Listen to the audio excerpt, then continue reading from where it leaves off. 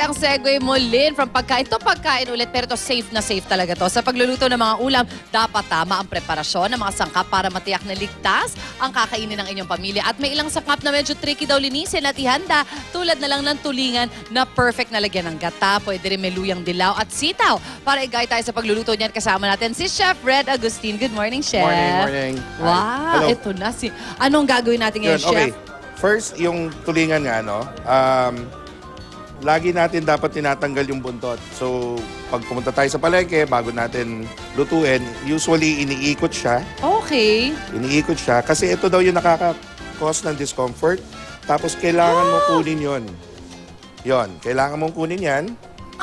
Both of it.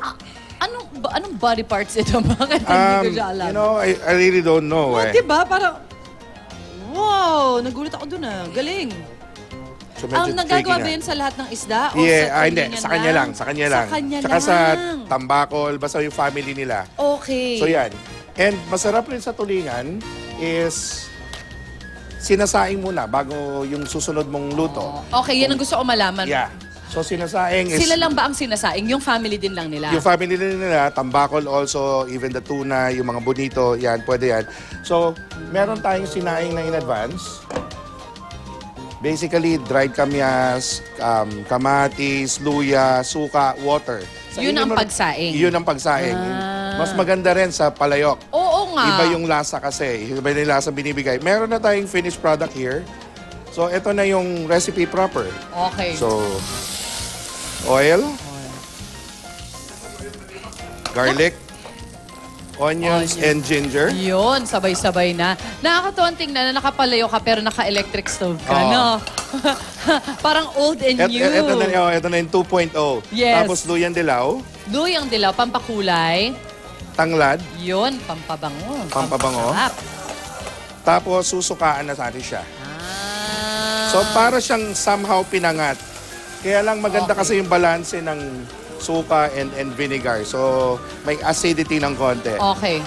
After that, titimplahan na natin paminta, Yan naman.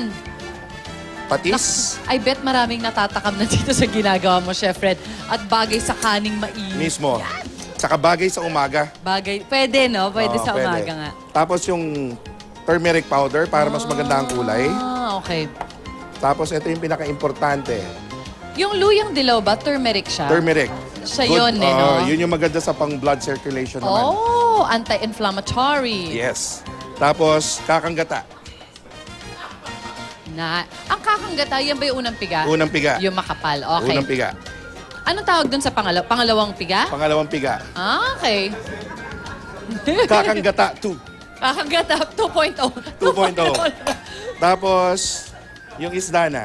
Oh. Since luto na yung tulingan, lulutuin mo na lang siya siguro not over 10 to 12 minutes. Ah. Basta kumapal lang. So, kukunin ko na rin to kasi sayang.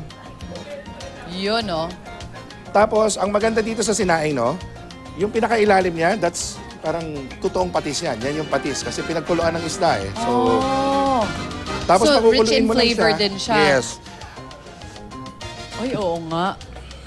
Pakukuluin lang. Tapos ito, may finished product na tayo. Yun Para naman. sa kanila. Ito na, nahinintay na ating UH Barkada. Thank you so much, Chef Thank you, Red. thank you. Naku, maraming fans yung ganyang Salamat, klase ng salamat. lutuin. Yun, no, guys. Happy Enjoy. happy eating, happy breakfast Mas care of mainit yung Chef darating Red na susunod. Agustin. Salamat. At Enjoy. samantala, ngayon naman lilipat tayo kay Maring Connie. Mars?